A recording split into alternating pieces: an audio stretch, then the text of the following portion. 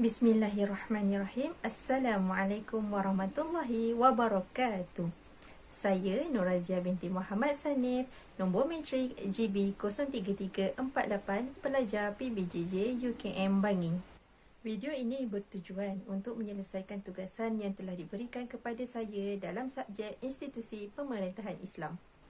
Seperti yang kita sedia maklum, rakyat dan pemimpin adalah saling berkait antara satu sama lain. Perkaitan inilah yang akan menggerakkan jentera kerajaan dan sistem pemerintahan dalam sesebuah negara. Malah, hubungan timbal balik inilah yang sebenarnya akan mengukuhkan sistem pemerintahan sesebuah negara. Aspek tanggungjawab perlu diberikan keutamaan kepada semua pihak, bukan sahaja dalam kalangan rakyat kebanyakan, tetapi barisan pemimpin yang turut tergolong dalam kategori rakyat serta kerajaan supaya peran masing-masing dapat dipenuhi secara adil dan saksama. Sebagai rakyat yang bertanggungjawab, kita perlu menilai aspek tanggungjawab yang terkandung dalam prinsip rukun negara. Prinsip rukun negara wajar dijadikan panduan bagi memastikan perpaduan dan ketenteraman negara sentiasa kekal utuh. Terdapat 5 prinsip rukun negara yang tersenarai. Yang pertama, kepercayaan kepada Tuhan. Yang kedua, kesetiaan kepada raja dan negara. Yang ketiga, keluhuran perlembagaan. Yang keempat, kedaulatan undang-undang. Dan yang kelima, kesopanan dan kesusilaan.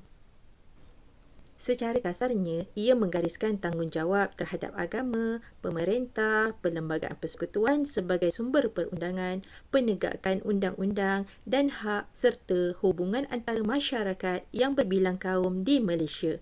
Justeru itu, intipati kelima-lima prinsip ini tidak seharusnya sekadar dilafazkan, sebaliknya menuntut untuk difahami dan diselami secara mendalam sebagai usaha menterjemah tanggungjawab sebenar setiap rakyat sebagai warga negara Malaysia.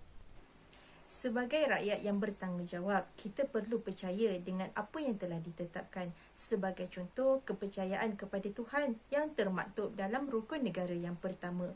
Hal ini kerana kepercayaan kepada Tuhan bertepatan dengan maqasid syariah, iaitu menjaga agama. Manusia tidak boleh lari daripada keinginan untuk bertuhan. Dengan adanya kepercayaan ini akan menjadikan kehidupan kita akan lebih ke arah kebaikan dan kebenaran.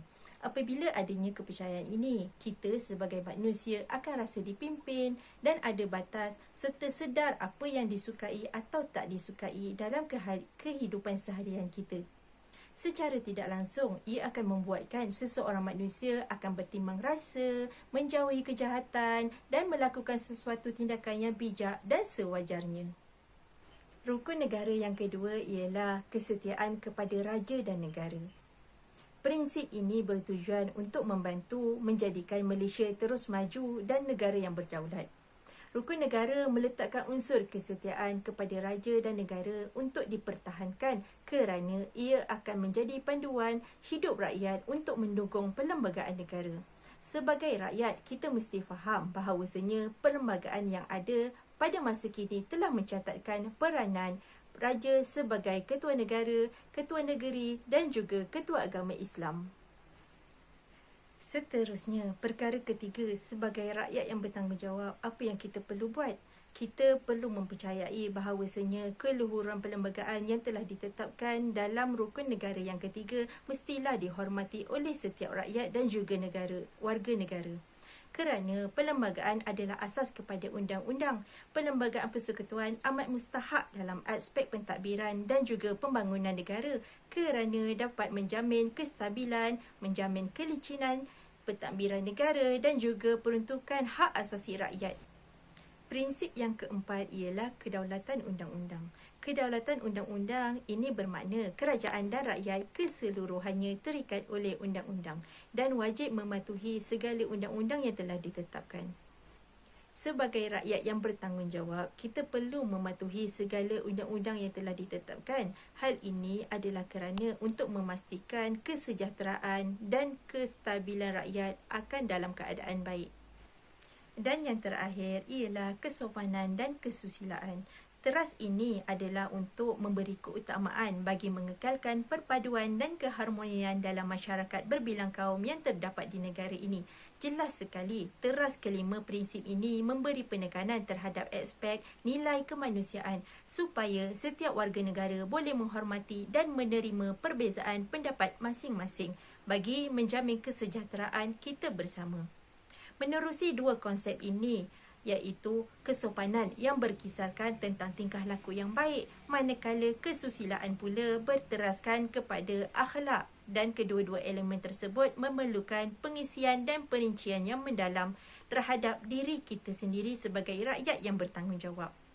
Sebagai seorang rakyat yang bertanggungjawab, di dalam keadaan pandemik sekarang ini, kita perlu menerapkan nilai-nilai rukun negara dalam diri kita. Yang pertama, kepercayaan kepada Tuhan, iaitu kita perlu percaya bahawasanya semua yang berlaku adalah atas keizinan Allah Subhanahu Wa Taala. Dalam situasi sekarang, kita boleh kaitkan 3 prinsip rukun negara, iaitu kesetiaan kepada raja dan negara, keluhuran perlembagaan dan juga kedaulatan undang-undang. Kita boleh rangkumkan dalam diri kita sebagai seorang rakyat. Misal kata, kita perlu menurut apa yang dikatakan oleh pemerintah, iaitu duduk di rumah, dan juga mengikut undang-undang yang telah ditetapkan, iaitu memakai mask seperti contohnya.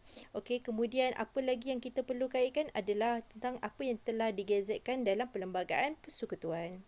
Dan yang terakhir, dalam situasi sekarang ini, kesopanan dan kesusilaan kita boleh terapkan dalam diri kita. Misal kata, kita membantu sahabat-sahabat, jiran tetangga yang susah, untuk sama-sama kita membangunkan ataupun kita mengharmonikan situasi sekarang ni dengan agar semua dalam keadaan berkebajikan. Kesimpulannya, siapa lebih penting, pemimpin ataupun rakyat?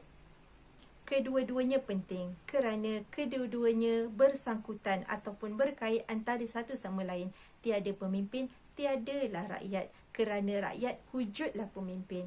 Oleh kerana itu, kita tidak perlu menyalahkan rakyat ataupun pemimpin. Rakyat dan pemimpin perlu berganding bahu untuk membina sebuah negara yang harmoni dan sejahtera.